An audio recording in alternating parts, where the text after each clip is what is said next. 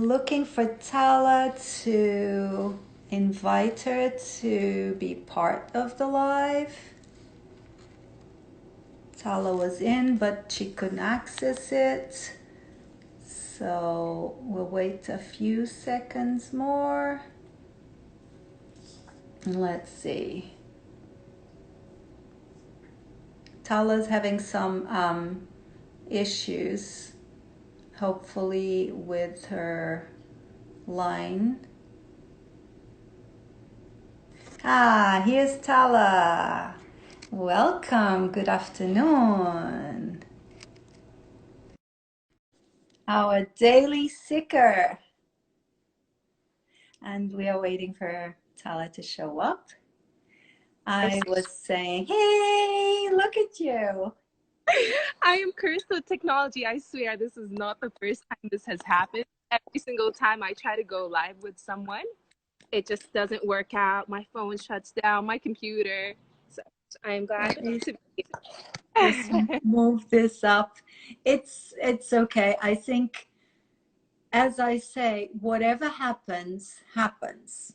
I don't, I'm the one giving it meaning. So for me, when these things happen, I'm learning. But that's my intention, to take the opportunity of whatever's happening for my benefit. It does mean that this is giving me a lesson or this happened for some other reason. It's just, how can I use this to my benefit? If I use it to my benefit, I'm already gaining. So that changes everything. Hi, well, Tala. Good afternoon. it is so good to be here. We're here. Let me tell people, if they've seen the video, not seen the video, if they have any questions, feel free to type the questions. We'll be more than happy to share our perspective. It's the only one we have. We're not here to teach or preach or convince anyone about anything. We're just sharing who we are, what we have, and how we're experiencing this time. And we acknowledge, and we talked yesterday, so we know that we acknowledge that we are in a very privileged position at so many levels. Not everyone's going through this the same way we are. I talked to someone yesterday that she had lost 3 of her neighbors in her building. And one has recovered. The 4 of them had COVID-19. So I am very, very aware that my situation, and from where I stand, it's very privileged in that regard. I don't have anyone in my family going through COVID-19. Yeah, there's some issues. People are worried about financial situations and the future. And that's why I wanted to do this, because regardless of what's happening in our lives, if we come back to this moment, if we're able to come back to what we know, what we feel is real, then we become more able not to change our physical situation, not to change the virus, the financial issues, our leaders who can't seem to get grips of what's happening. We cannot do anything about it, but we definitely can choose how I am experiencing this situation. For sure. And that's the starting point. Yeah, I mean, part of that is us recognizing that this is an opportunity for all of us to really feel united and as one. I mean, everyone is equally at risk at getting this disease. Everyone is equally at risk at losing a loved one. So the fact that it's, the reality of the scare is the same for everyone in certain ways, kind of creates this unity in fear, which is also an opportunity to just connect to that and connect to everyone that's going through this and trying to that's not to say that it's not an situation for others more than some. So for me, I have my house, I have my food, I have my family, I haven't had anyone infected. So of course, what I'm going through is less substantial in certain ways than others. But it is also an opportunity to tap into that mutual feeling of fear and challenge that we're all having, and trying to tone into that and lift each other up. Um, so yeah, it's also an opportunity. It's all about Yeah. that perspective, finding the little opportunities to appreciate what's going on, and making the best of it as much as we can, although obviously it's difficult. Obviously. And for me, I shared a bit yesterday. For me, it's all about integration. It's all about recognizing that, yes, I have fear in me that is so connected to my history, having run away from a country at war, having lost my father. All that fear is still here. It's mine. It lives in my body. And for me, whatever happens and with every crisis, I think there's a character in Chinese Mandarin. I'm not sure. There's a character that represents crisis. And they say that depending on how you use it, it also means an opportunity. And I heard this story, and for me, it became like, wow, it's so true. But I'm so glad there's a language that actually puts it together in one single character word, or how you use it. Because when you connect with exactly that, then you know that everything has both, or as I believe, multiple opportunities and possibilities. But I need to come back into this moment in order for me to connect with that other, because my tendency, as you said, you said like 15 years ago, you're all positive thinking, get away from fear, run away from discomfort and bad Mhm. emotions, and now you're connecting with those emotions at a very different level. So Yeah. if if you could share that integration, that process, not disregarding that everything is always there and it's useful for us, how can we go there? If you did it through meditation, but how can we go there? I think it's first just kind of recognizing your emotions. So this is honestly something that's very recent for me. For the past 15 years, like you said, I lived very much in a place of, moving forward, moving away from the negativity, moving away from fear, moving away from any kind of manifestation that I don't want to be in, or any kind of environment that I don't want to be in. And so I worked really hard on changing my mental narratives. So every time I say I can't, or I don't feel good, I won't be able to, I just immediately start looking at those words and changing them. Or when I hear myself saying I have to do one, two, and three, I go ahead and change the word have to into want to. And it's Yeah. a lot more empowering that way. So that's part of it. And then, so recognizing where the love lives and where the fear, our emotions. If you Mhm. boil down into our, that there's two categories where all of them live. So I used to really push away that fear. I hated that fear. Any emotions related to fear, whether it's sadness, anxiety, frustration, whatever, I just push it away. And so more recently, I've been getting some life coaching. I've been reading more. I've been tuning with everyone, and I've been meditating. And that allowed me to realize that there's also a lot of power in sitting in that space of fear, anxiety, anger, frustration, whatever emotions that you're feeling that you really want to escape. There's a power in sitting down, seeing where these little emotions live, looking at them deeply, listening carefully, and then Mhm. seeing what they say, seeing what they have to provide and what they have to offer. And then once you do that, it helps you kind of reach back into what traumas you've gone through. And it also helps you reach in and what's going on in your body, how it's manifesting itself in its physical form, back aches, knee aches, shoulder pain, whatever it is. And you can slowly work through that. Allow it the time to listen, to heal, to feel, and then move forward with that. And yeah, running away, or I'm, I'm pro moving forward, but there's a lot of benefit in just sitting in it, observing it, listening to it. And that's what meditation does for me. It gives me that opportunity to observe all of these crazy emotions that I usually want to work out really hard to get away from, or Yeah. scream or whatever. So that. Yeah.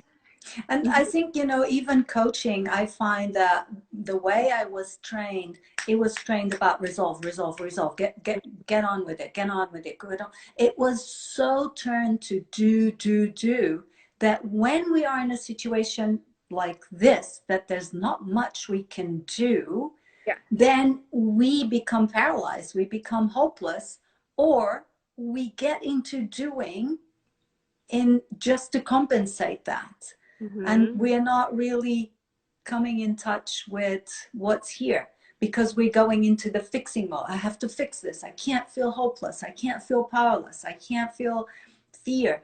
And Yeah. I say, you know, acting on panic or acting on fear of panicking is the same vibration. It is the same. It's still something driving you. It's not you driving you. Yeah. And I think that's the invitation, right? Just Tala, tuning in. Yeah. yeah, because we're talking about nurturing our bodies, and I know you take care of yourself and you exercise, you do yoga, you do meditation. It is what's for you. It's not. I'm not saying that the way you do it is for everyone, or the way I do it is for everyone. Even the way I do it, it hasn't been for me every day. Mm-hmm. But the invitation is, once you take care of your bodies, how does that help you deal with this crisis, with your job, with your family, your friends, partners? How does that contribute to your life? I mean, in general, regardless of this crisis, the ongoing work that we put in towards ourselves is the only real thing, right? Everything else can dissolve. The work that you put in towards yourself is a lifelong investment. So, all of the internal healing, there's a lot of physical that we can do. So, yeah, Mhm. meditating, exercising, eating well, self care, all of that. Um, what it provides is the space for you to really just feel what you're going through rather than pour it someone else. So I always find that I don't do all of this. There's a lot of suppressed feelings that are kind of jumping around my body, and they end up being the mechanism that attacks everyone, Mm. you know? Because I'm still not that perfect balanced person. I'm still not that person that, is able to deal with everything as it comes. If I'm not doing the work day in, day out, I'll tell you, I am a totally different person. Have I improved substantially? Yes. Yeah, I've grown loads. But do I still have these moments where I get angry and I get frustrated and I yell and I react? For sure. Like, no shit. I'm human. you I know? I am so grateful that you say that, because for me, I often say, if I have a body, I'm a human. And if Mhm. I'm a human, this is going to happen. Like, I need to shower, I need to eat, and I need to go to the restroom for Mhm. the rest of it, right? It's like I have sweat and blood and tears. And if I have that, I'm going to go through the whole waves that life offers. And Mhm. yes, it will happen regardless, until until whatever, right? So I'm glad you say that, because I often say I function kind of dancing between the worlds that I'm most critical of. There's a question from Carla. Tala, thank you for the amazing energy you communicate with. It's not a question, it's a gratitude. And that was the reason I invited Tala here. There's some people in the world that we cross, that we know we have to connect with. And I saw Tala in New York crossing the street, and I felt like I wanted to know more about her.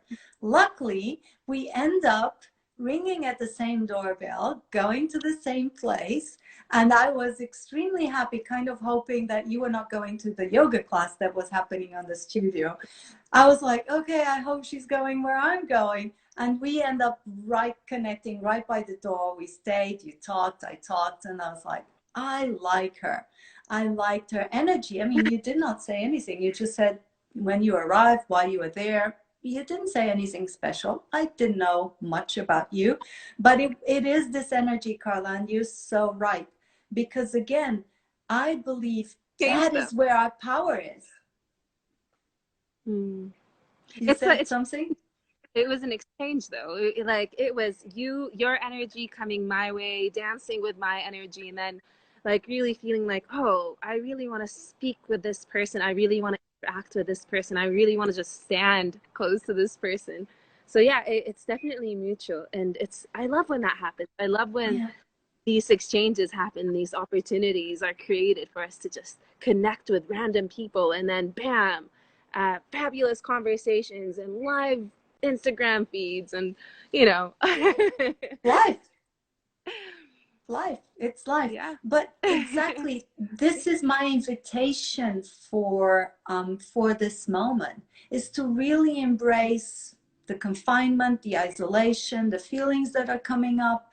Because if all the feelings are not coming up right now, when are they going to be allowed? I mean, Mm, if not in a situation like the crisis we're going through, when are we going to make room for these to come up? And as you said, they're yeah. going to come up. You know, sometimes talking to someone, they're just going to burst out. We are not even going to be aware that where did this come from? And that is the Mm, reason that I believe I have the responsibility to take care of my bodies physically, emotionally, mentally, energetically, emotional, or spiritual, whatever it is, my belief system to go there. And I want to break down those steps, because some people are like, how can I go there if I have to go and take care of my parents, and they want to go out and they not understanding why they need to be in isolation, or my daughter is at risk because she has an autoimmune but she's not mm, facing it, or whatever issue is happening now. I might lose a job, or I haven't seen my partner in so long because he got stuck somewhere else. What is it that we can break it down in order for us to come to this moment, to come back to what I call my moment of power? Not that I mm. have power over anything or anyone, but I have this power right Mm. now. So part of it for me is recognizing what is under my control and what is outside my circle of influence. And pretty much everything is outside my circle of influence. Who gets sick that I love, who is currently stuck that is far away from me, who doesn't have the necessary medication, and I know I Mm-hmm. may have my cabinet, can't get it to them. There's a lot that's outside our circle of control, and it is really, really, really challenging to accept that, and to figure out how to deal with that. But Mm-hmm. one thing that always helps me is recognizing what we can do. And what we can do is control our time and control our energy and our thoughts. You know, we can control ourselves to a certain degree. And once you realize that you have a lot of power over that, that means that the way you react with the external world is going to either come from a healthy place or a less healthy. And what I mean by is not this perfect, Mm-hmm. oh, what is under my, it's not going to look like that. Or for me, it doesn't look like that. For me, it is just recognizing that I can't that I can't help. But what I can do is make a phone call. What I can do is meditate that energy outwards. What I can do is take part of these great calls with people and spread the positivity. Like be supportive, make these connections, try to lift everyone up as much as possible, right? And then also just coming back to myself and knowing that I need to create the space and this time for my own self. No matter what is going on, we always have this responsibility for our own emotions. I Mm-hmm. can't take the responsibility of making me angry or making me feel better or taking care of my sadness. That is my responsibility. Um, I read this in the book of Art of Not Giving a Fuck, actually. Um, and Yeah, he it's just says, true. yeah, he says it so well. He says, we are only responsible for our own emotions. No one else is responsible. So once you recognize that, then you realize that you have a responsibility to make that space, to make that time, to take care of yourself. And that might look like meditation. That might look like sewing. That might look like basketball. That might look like washing the dishes. Mm-hmm. If it's totally different. But you have this responsibility to sit down and give your body that attention, give your mind that time, give yourself that nurture. Like you have to, and I'm not saying it's easy. For someone that is single, not married, not in a relationship, I have all the time in the world, right? So it's hard for me to come from a position and be like, oh, well, everyone has time. But I know that we need to make that time to Right. take care of ourselves, no matter how difficult, right? So that's my input. And I totally agree with you. That's something that I always tell people. Responsibility is one of my principles that I hold on to from coaching, from the training. I've changed a lot of things from back in my days when I got training. I say that I turn it to myself. So Mm, instead of creating a goal to do and accomplish stuff, those goals are great and they're still useful, but mm, not if I'm not here, not mm, if I'm not in full awareness of what's happening with me, because mm, that's when I start bleeding all my wounds into everyone else that I come across. And that's going to happen because I'm a human being, and the more I come in touch with it, the more space the stuff that's stuck here finds its way to come out. And mm-hmm, yet, I mean, as I said yesterday, I don't believe things are linear. Emotions don't function on a linear way. I don't feel better and better and better and better. Quite the opposite. I think the more I allow myself to feel better, the easier it is for me to feel worse. And mm, for me, that is just the yin and yang, the beauty of the dance, and recognizing that if I touch that, it's because now I have room for it. Because before I would run away, before mm. I would get scared and not want to go there. And Yeah. now I'm actually recognizing I have room for it. And I've noticed through my own practice, the more I hold my grief, my sadness, my anger, my frustration, the easier it is for me to hold that from a client. If a Mm, client is really rock bottom, lowest, I know what that is. I've mm, been there. I mm, go there. mm, So it gives me that distance to say it is only natural, right? If tears run through your face, I don't freak out like, oh, Tala's crying. What do I do? She needs to be smiling all the time. She needs to be happy all the time. I need to fix her. I need to put her back, push her, say something happy, pull her out of that. I just say, let those tears roll, right? My somatic experience teacher says that the tears are the shower of the soul. And I yeah. love that because it is such an invitation So to, cute. I love it, right? For someone like me that always felt that I cried because I was weak, when I was being weak, Mm, having had permission to actually cry, to release the toxins, which is one of the roles of tears, to yeah. release the toxins accumulating in the eyes. Mm, It's like, oh, I'm showering. It's part of my personal hygiene. mm-hmm. It's all about perspective. It's all about perspective. I think a couple of people have a few questions. I'm Oh, not really read them. let's see. Oh, there's questions.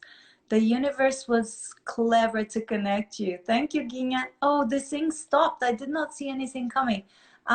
We are very privileged to hear your shares. I find that the initial barrier is much stronger. Once I do stay, I meditate much longer. But the running mind is going wild. What do you recommend?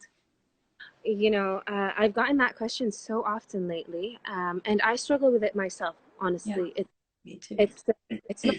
I know the more frequent and consistent I am with my practice, the easier it gets. One thing you always have the permission to try all sorts of types of meditation. That's one part of it. We often feel restricted to this very rigid, sit down, Mhm. stay still, eyes closed kind of meditation. But even within that, there's the chanting option, there's listening to music in the background, just so long as you're able to clear your mind. Some people have a better time or more able to connect to their bodies just moving slowly Mhm. and whatever it is. But if you want this type of meditation where you are still and your eyes are closed, it honestly is my preferred way of meditating, just because I found that I connect to it most deeply. Um, Focusing on your breathing is huge. So I used to, or I am a yoga teacher. I haven't been practicing, or I haven't been So teaching. so is Carla. Oh, perfect. Oh, so connecting to your breath is critical for me, and then exercising sometimes. Sometimes I have so much that I need to do for the day. I wake up extra early. I wake up at 5 a.m. Oh, so these are the alarms in Jordan telling us that we have to get back inside. Oh, interesting. Yeah, anyone that needs to buy groceries is allowed to go out from I think 8 o'clock till 10 o'clock, but only for groceries. And if anyone is out after this point, They have to you know, come back. they have to come back, otherwise they're in trouble. Um, for me, consistency is a huge one. Having a good community of support is another one. I've been meditating every single day for the past month and a bit. Previously, I was meditating, but not every single day. And what has helped is tagging people, keeping myself accountable, hearing about other people's experiences while meditating. Having that little meditating community has encouraged me and given me the responsibility, kind of, to be more persistent for all of these people that have also started to meditate. Um, um, but sitting down and focusing on your breath and just really forcing it, really telling yourself, I'm going to sit in. Having a timer has helped me at the start, and has every now and then, I've come back to that every now and then. Having like, if I've decided that I'm going to do a 5-minute meditation, I sit down for 35 minutes until I hear that alarm, and trained my mind to sit through these emotions. You know, part of meditating is that challenge that we have, is hearing our mind running through all of these thoughts. We have a lot to learn from that. I Mm-hmm. write down these thoughts that I had a really hard time getting rid of, and looking at them deeply is a huge learning opportunity. Sometimes we just want to reach the end and go through our beautiful meditating journey and In see, bliss. like, yeah, have that bliss. But there's a lot to learn from that challenge. And once you recognize that that itself in itself is an opportunity for us to benefit and learn more, and is actually part of our meditation. Oh Yeah, my God, there's so absolutely. many outside. I Um, I really appreciate you sharing that because I often share this story. I only started meditation or meditating once I allow myself I didn't have to meditate. I think mm, my teenage rebellious aspect of me was preventing me from meditating. But once I allow myself to not meditate, I didn't have to use any technique. I've done course and course after course. I always did it well, and then you kind of lose it, and then I go back to it. So I did mm, that for years until mm, I actually about, oh gosh, long time ago, I committed myself to not meditate. All I had to do was sit on my cushion. I just had to go and sit on my meditation cushion. I didn't mm, have to stay long. I didn't have to anything. I just had to go. I didn't mm, have to meditate, close my eyes, do anything. I just had to go. I was mm, literally training my body the way. You find your way, you go to your meditation cushion and you sit. mhm, Since you're mhm, already there, mhm. you might as well do something. Yeah, So, yes, that was the invitation for me. This permission was through acceptance, this permission to go gently, to go at very, yeah, very short steps. Yesterday, I got a message from a client, so beautiful, thanking me that she had reached her goal this week of income. She said, I got it. I had set the goal to make this much money this week. And I had invited her to come back and to, instead of focusing on the goal, focus on the smallest step she could take in order right. for her to be closer to their goal. Not the goal. The Mm, goal was not the goal. The goal turns to be, how can I respect the smallest step possible at mm, my disposition right now? And Mm-hmm. she was so happy. She was like, "You're brilliant," because I was sabotaging myself. I said, if there's anyone who knows a saboteur, that's me. So I thank you for saying that. Warning, self-sabotage, and how our emotions, like sometimes them not coming along nicely together, how our frustrations or our angers sometimes pull us in different directions. Yeah. I won't get into that. No, no, no. I love that you said to take note of your thoughts. Because Mm, for me, of course, if I'm opening up the field, it is going to be the thoughts that I never allow in that they want to come through. So mm-hmm. they deserve my attention. What I try to do is that, okay, I'll write it down and I commit to the thought that I'll look at it as soon as I can. Yeah. So I'm not ignoring it. I'm not pushing it away. I'm literally committing to, the child that's knocking at the door, and I'm saying, Mommy needs 5 minutes alone. I'll be with you as soon as I leave. Yeah. So it's the same mechanism. It's like teaching the child to respect my time and giving myself permission to do what I need to do in order for me to be a better mom, in order for me to be able to look at the needs of my thoughts. In that case, I'm a mother of many because my thoughts are like by the million. Oh, You. Carla's saying you work with teenagers, right? What do you suggest for internalized anxieties? Teens who are now homeschooling until the end of the year. A lot of it is creating the right terminology for them to express. I mean, even for us, so my work with youth is definitely just giving them this wide dictionary to express their emotions and help them kind of guide their way in words. And as a teenager, you don't always have words. You have the feeling of frustration and you don't know where it comes from, and you have this feeling of sadness and you don't know where it comes from. And unfortunately, teenagers have their hormones all over the place. Like, it is not easy. We have to also have compassion towards them and let them know that their hormones are all over the place, and part of it is not control. What does help is writing things down, giving them words, that way they can better express Mhm. themselves, guiding them to kind of see where these emotions are living, helping them getting these emotions out, talking about them, whether it's with you or with their journal or with a friend or with a stranger. Sometimes we feel most comfortable with someone that we don't know, that is outside our circle.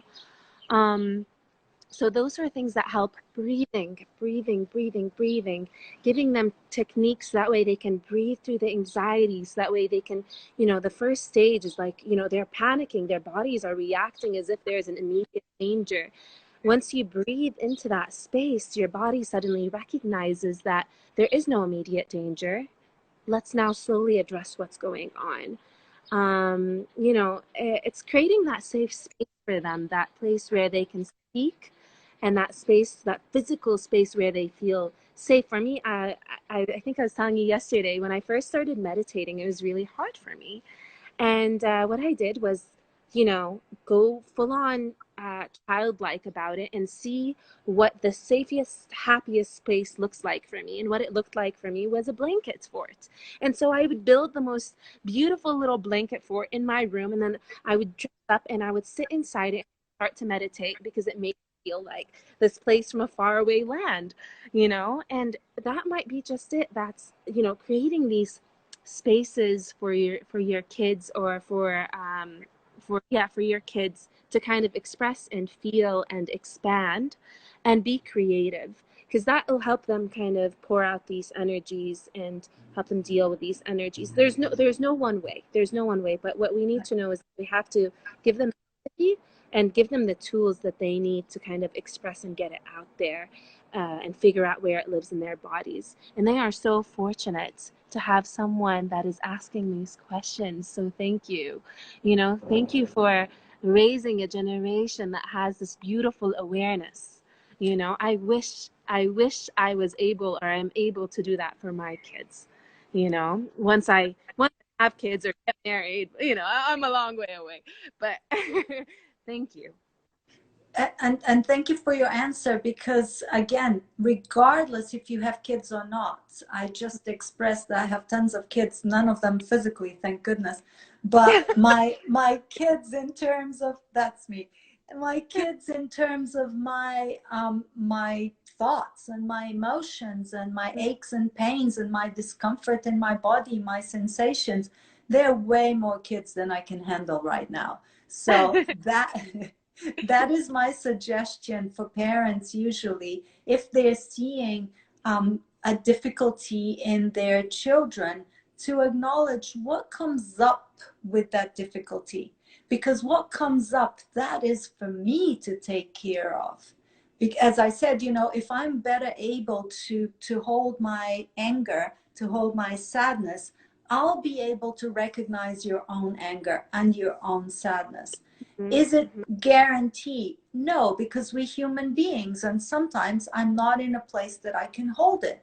And I need to acknowledge that, which I think children need to learn as well, that mothers are not superhuman, they're not extra powerful, they are human beings. They have aches and pains and emotions and thoughts, and they feel all of it at the same time. What's important is for us to be able to verbalize it. So once I acknowledge what I'm feeling, I can be more equipped to say, you know what, right now I'm really upset. I need some time. Mm-hmm. And that way we're also kind of demonstrating, how do I deal with it? Because It gives it gives them permission yeah, to, yeah, to be to not be perfect, and absolutely. just like you said, 100%. I want more about that. Give ourselves permission to not be perfect. I think this need of perfection, I used to say before I joined the clinic, I used to say that I work with the only disease that kills. I work with the superwoman syndrome, because I work more with women. Um, Omar is asking, it's healthy for us to say or to stay at home? Is that healthy? That's what the question seems Uh, to be. well, I think it is healthy. I think there's a lot of benefit. I mean, okay, so first of all, it's our reality. So whether we believe that it is healthy or it's not, it is the reality that we are living in right now. So accepting that is the first step. And then there's a lot of opportunity is Mhm. in being at home. Like we said, meditating, learning more about yourself, being forced or given the opportunity to really face yourself, to sit with yourself, to sit without your friends, seeing what's going on inside. Like this is a pretty amazing opportunity for us as humans to just really stop and reflect. And it's also a great opportunity to move away from capitalism. We are so used to buying, purchasing, having everything that we want one click away. And now we have this reality where we don't get everything that we want one click away. And oh my goodness, we are still alive. you know, Everyone, at first is panicked. Oh no, how am I going to get everything that I need? We're running out of everything and then we realize that, I can live with a lot. So just recognize whether this is the best way to kind of address yourself or have a moment to reflect on reality and capitalism. But this is the reality that we're given. So Mhm. so let's try to make the best of it. And there's a lot of good that we can learn. There's a lot of patience that we gain. There's a lot of things that we learn that we don't need anymore. So I think it's a great opportunity if we continue to carry what we've learned here after this crisis is done, whenever it does end. There's a lot to benefit from. And I hope that we don't go back to the same starting point that we came from, because we've healed and grown so much as humans in this period. So good or bad, I don't know, but I know that there's a lot of opportunities for us. Let's grab it all and identify it, be able to verbalize it. And Ginya says so true. Seeking perfection kills us in so many ways until the day we learn that being imperfect is the most beautiful thing that we can give to us and to others. I love And thank you, Ginga, for saying that. I think Brene Brown's talking about vulnerability so much nowadays. And I think it's this invitation to own of vulnerability, which is literally just own our humanness. it. Yeah, being vulnerable is critical. It is what we are. If we are all perfect, we are machines. The beauty of being human is that we know that we are all imperfect. And here we are loving each other. And here we are lifting each other up. And here we are loving our own selves. If it Mm-hmm. was so easy and so perfect, then where is the interest? Where is the uniqueness? Where is the compassion of being human? You know? Mm. Perfect. But if we are, then whoa, suddenly I have this opportunity to expand myself beyond what is convenient, to extend myself to those who need me. And suddenly that, I really truly feel like I am human. So it's great to be vulnerable and imperfect and whatever that looks like for you. It's not easy, but it is great, It's and not it is. easy. It's not easy because, coming from a patriarchal society, what we've learned is to actually value the masculine, the young force, the success, money, strength, linear, uh, and nothing that is yin, that is feminine, that is nurturing, that is embracing, accepting, that is receiving has been valued ever. We don't have role models who can actually do that. Mm, Even the people who are talking about it, and Brene Brown has been campaigning for vulnerability for so long, even mm. she admits she's a terrible vulnerability teacher because she hates being vulnerable. And I think it's beautiful that she shows her struggle exactly because we all are going to struggle with something that has not been valued, and we don't have role models in how to own it. We have judgments about it, and we have judgments about ourselves when we go there. But we also know, as she said, that is the moment of creativity, of growth, of possibilities. It's when we go there. And that's why I love the yin yang Mm, symbol. And that's why I love the analogy of a dance, because it's not that I go there and stay there. I touch it and I come back, and I touch it again and I come back, and I go and I flow. And it's so much more um, nature. It's so much more alive. mhm. Nothing in life is steady, fast, still. There's nothing. And we want that rigidity. Do you think we can take the best of this lockdown back into our lives after restriction is lifted? I hope so. I hope so. I mean, it's each person's individual effort, right? And the more we speak about it, the greater likelihood it is that we do carry this through. It's a lot of, putting in that work, just like everything else. I can go on a diet and I can lose all of this weight, but if I don't maintain, then, or I can gain all of this weight if I don't maintain, assuming that you want to get whatever it is. If you don't keep on going back and revisiting that place that, of knowledge, then it will be gone. We will go back to the same starting point. We have this responsibility to create more and to keep it there and to sustain it, because what I'm seeing is this amazing space and these amazing communities and these people that are like standing up and taking the rails and making sure that we keep on learning and improving and growing in this time. And you know, it takes a lot of effort and it's not going to be easy. Once the temptations are there, it's not going to be as convenient as it is now. It's not going to be as easy for me to be like, okay, midday, I'm going to sit outside and meditate. I'm going to be in the office. I'm doing what I need to be doing because my work is back to its regular. And to break away from a routine that I know very well is not going to be easy. So I really hope that we continue to have these conversations and we continue to put in that work So we don't go back to that same starting point, that we actually grow, that we learn, that we benefit, that we lift. Mm. Thank you. And I think it's just as you said, giving ourselves permission to go there. Because if Mm. I give myself permission to touch the discomfort that is showing up right now, then I will inevitably realize that I have room to touch it.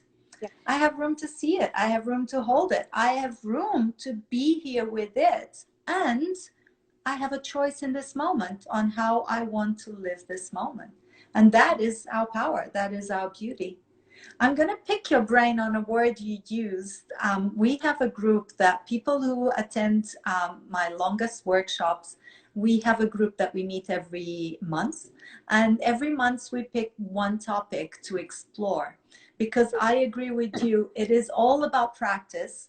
And if we Mm. don't practice, it's no good to go to a workshop. It's wonderful, it worked really well, but then throughout the year, it kind of dilutes.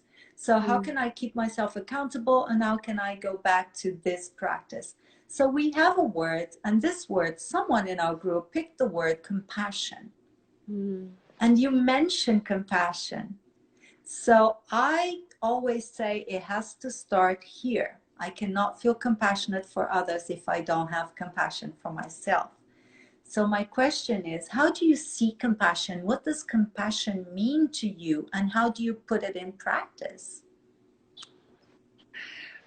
For me, it's honestly, I don't know if I fully agree, and I still haven't really thought about it, but I think it's easier to feel compassion for others than to feel compassion towards our own selves. Mm. When I look outside, I can easily feel, compassionate about others who are struggling or others who are giving, and what they're doing. As an observer, it's easier for me to see it. But when I have to give love towards myself, compassion towards myself, care towards myself, that's always where the struggle is for me. But learning that has been where a lot of realization has happened. The kinder I am to myself and the more compassionate I am to myself, um, the more compassionate I am able to be towards others. So I think something happens in between the two. So at first I can observe it and I don't have it. Then once I have it, I can give it even more to others and perceive it Mm. to others. That's how I experience it. But compassion with practice is critical. And Mm-hmm. I really struggle with that because, there's a lot of years of environmental taught self-hate and, self-rejection and labeling myself as a failure in many shapes, ways, and forms. So having compassion towards this being that is totally sloppy and always failing and not being persistent enough is not easy. Mm. It takes a I lot of, know. to go back to myself and be like, okay, Tala, you have to be compassionate, or you want to be compassionate. Why? Because your body is doing so much for you. You haven't reached your goal, but you keep on trying.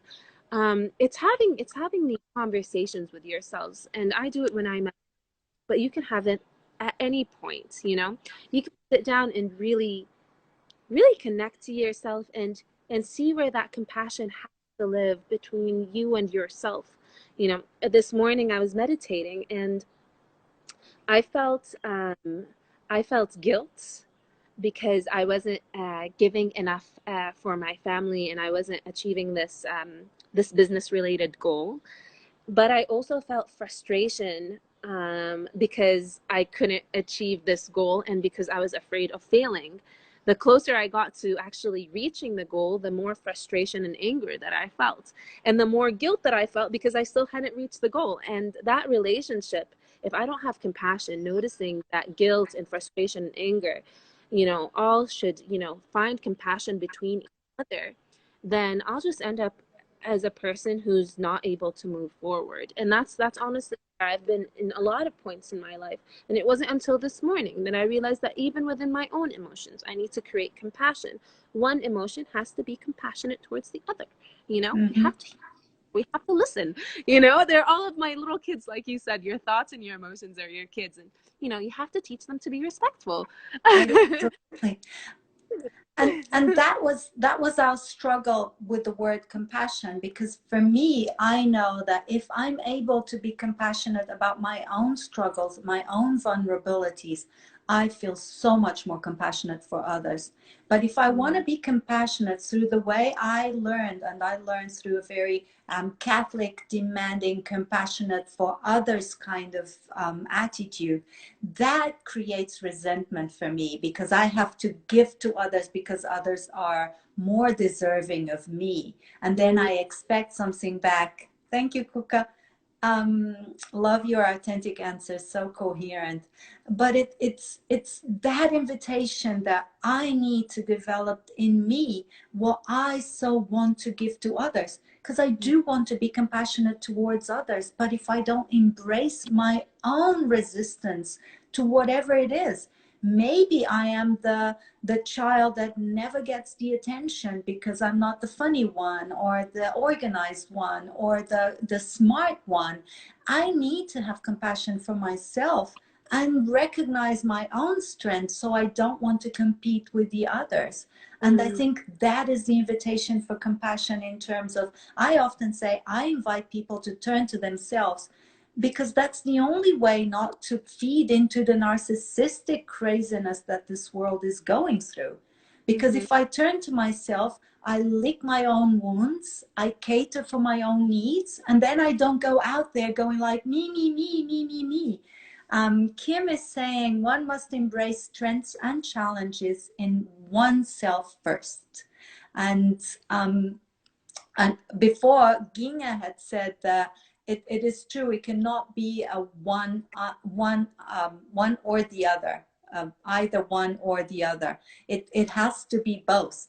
I believe I have to go out, my dance. I have to go out and be compassionate for others, and I have to come back and feel compassionate for myself. Because if I know where I stand, I know if I'm able or possible, or what can I give right now. And there's so much the world needs right now, that if I give to myself, I am better equipped. I often say that our emotions are like our muscles. If I don't exercise, there is no way, when I Yeah. need to tap into it, that the strength is going to be here. If I'm not strong enough, there's no way I can pull you out of the hole that you fall into, because we're all humans. We're all gonna fall many, many times, and we all need help, and someone else is gonna be there, because there's always someone there. Kim says compassion within translates to compassion to others, for certain. And I think that's the dance that I talk about. Once I turn to myself, I acknowledge it, then I evaluate, I'm in my power, and then I have so much more to give. So much more to give. If not, I honestly, I mean, I worked for NGOs, I work with nonprofits, and I see people who give, and they're constantly giving, and they give so much, but because they don't give to themselves, they burn out. Yeah. Yeah. They I get I exhausted. mhm. Mhm. And I mean, these are amazing people with amazing hearts, Mhm. but they do not know how to take care of themselves. Mhm. I completely understand that, because very recently I've gone through a really bad bout where I couldn't work anymore. Our work is a lot of is in the field. We face people who have gone through incredible life challenges, and we're faced by them day in day out, and we pour our energies in. And for a while, I didn't go back and I didn't replenish. I didn't go back and fill my Yeah. own bucket. I was pouring into other people. And I became physically sick. Every single weekend, I wouldn't be able to get out of my bed. And I'm like, what is wrong with me? And that was exactly it. When you don't pour back into your own bucket, when you don't recognize that Yeah. you also deserve rest, and you also deserve love and compassion and care and attention, then you end up burning out. And sadly, there's no one else to blame but Yeah. yourself, because you didn't pay attention to your own self. So True. we responsibility. We have this incredible responsibility and opportunity to pay attention to this amazing body that God or the Creator or the Divine has given us, and to nurture it, nourish it. Our word, nourish, nourish it, right? And it's not easy. It's not easy to go back and give yourself when you have kids, when you have families, when you have friends, when you have jobs. It is so easy to just want to reach out and give. But when it comes back time to kind of look at your own self, that is the hardest part. We think that we are warriors for giving all of these people, but we are truly warriors when we are able to look at ourselves and give our own selves. It's not something that we're taught. We're taught to be generous, like you said. Our religions, or our backgrounds, our Mhm. environments, our societies, they always teach us how good it is to be someone that gives, and so we do. But we're rarely taught that we have this important responsibility to love ourselves, to wake up and look at the mirror and be like, wow, I am beautiful. Wow, I am confident. We consider that ego, and we consider that Yeah. negative. It's all about being humble, but there's also a magic in just appreciating this beauty that we have. And we forget that just too often, whether we're males or females, whether True. we're kids, whether we're adults. We keep on forgetting that. So it's finding that balance, finding that love, finding that compassion, making these spaces and changes within ourselves. Thank you, Tala. I think it's a perfect way to finish this conversation. I honestly admire you. I love your energy. And I think I'm very, very grateful. It takes so much courage to give to oneself first. And Valerie is saying, completely agree. I look well after others and sometimes forget to look after myself. The beauty that we have and that we are, right? Mm, mm, Exactly. so true, We, Valerie. it's true. Once we are there, even if we recognize that today all I feel like is staying in bed, if I give myself that I'm going to stay in bed, I'm going to jump out of bed when I'm ready, and I'm going Mm, to do everything I had to do in my list at half of the time. I mm, I know this for myself. If mm, I give myself first, whatever I have to do, I can get over and done with so much faster than if I'm dragging myself because I have to, right? mm, Then mm, I nourish my body first, I nurture myself first, and then I'm ready. mm, As a mom, I can tell you that it's not only to fill your own cup to be able to take care of them, but also you should be the example to show them the boundaries, that self-respect. Thank you mm. so much. That is crucial. Yeah, Self-respect. so they can grow and be there for themselves and their families. I say that to mothers specifically so often. It's Mm, like, oh, but I have to do this. And I always ask, is that how you want your daughter, your son to learn that this is what it is to be a mother? This is what it is to be a woman? Because that's ultimately what you're showing.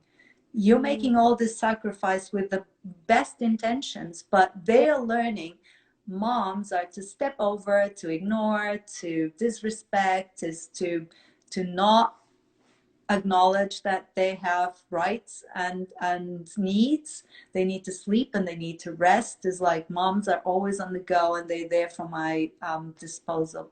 So I totally I'm grateful for that comment from mm. a mother.